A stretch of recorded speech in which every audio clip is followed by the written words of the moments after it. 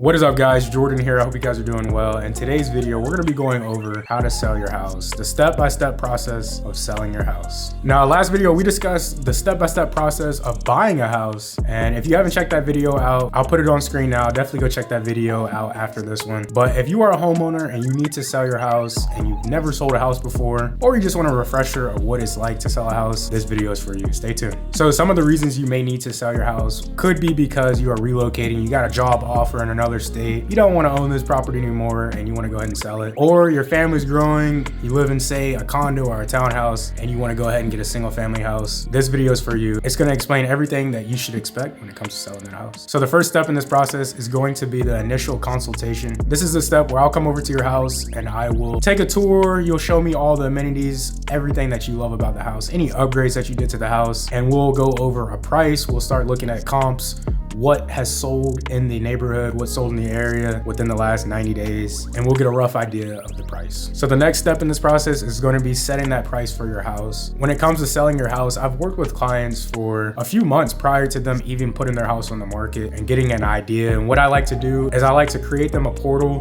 that sends them properties in their neighborhood or in the surrounding area that pop on the market, so they can get a good feel for what their house might be worth and what is selling around them. So like I said, this stage is going to be setting that price and getting to the bottom line. This is also where I'll be presenting the net sheet and going over all the paperwork involved when selling a house. One important piece of paper is going to be that net sheet. This is going to detail exactly how much you're going to net when we sell for the price you want. Usually what I like to do is include 3 different prices. We have sort of the low, medium, high price of what to expect when it comes to selling your house. The net sheet is going to break down all of the expenses when it comes to selling your house, everything that you have to pay, and what you're going to net when it's all said and done. All right, so step number 3 is going to be preparing your home for sale. This is a step we'll take in enhancing your curb appeal. You could mow the grass, put down some fresh mulch, trim the hedges, everything in the exterior of the house. You want to get it nice and cleaned up. Say if the house really needs a good pressure washing, this will be a good time to go ahead and pressure wash the house, clean the house, make it look as best as it can. And when it comes to the interior, this could be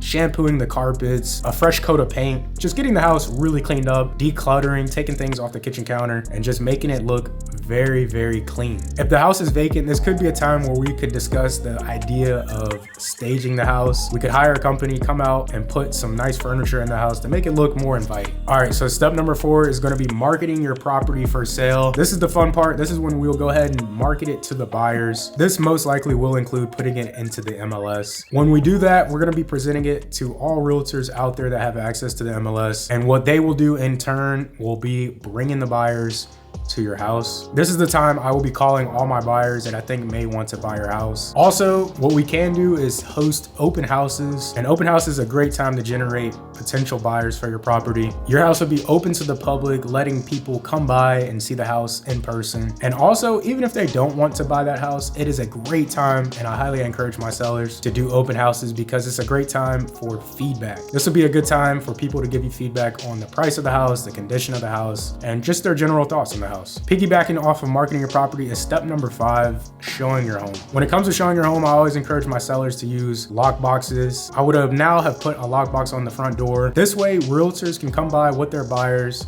take a tour, and this is another great time to attract potential buyers and to get feedback on your house. Step number 6 is when we should start expecting offers on the property. This is the time we will be negotiating offers that do come to the table. Some of the things we may negotiate could be price, different contingencies, say home inspection contingencies, appraisal contingencies, financing contingencies, and closing dates. Step number 7 is going to be accepting an offer. Once we have finally negotiated all the details of the offer, all parties would sign that offer. That offer would then become a ratified contract. The house would then be under contract. Typically, when we do go under contract and that contract becomes ratified, it takes about 30 days. If you are working with a buyer that is using traditional financing, from start to finish, it takes about 30 days to close. Step number 8 is going to be cooperating with inspectors and appraisers. Depending on the offer that we got, some buyers do want to perform a home inspection. We would all need to communicate on when would be a good time for you to let them buy and do a home inspection. transaction. Also, if they are using financing, some buyers are contingent on the appraisal, and you would have to let the appraiser come by and analyze the property. Step number 9, we are trekking along, guys, is going to be closing on the property. Once all contingencies have been met, we will then inch closer and closer to closing date. Closing date comes by, you would then sign all the documents necessary,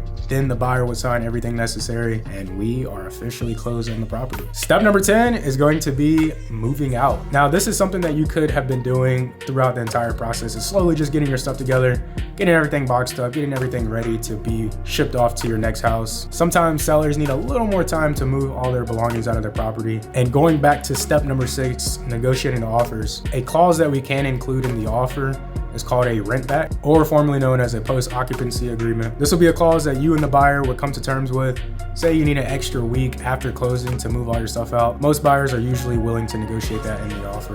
And with that, guys, you have officially sold your house. It's a fun process. It's a fun journey to sell your house. And there's a lot of moving pieces, but that is why I'm here. I'm here to assist you and make this transition very smooth, because it could be a roller coaster of a journey. If you guys have any questions about this video, about selling your house, or any real estate questions in particular, leave a comment down below. I would love to help you out.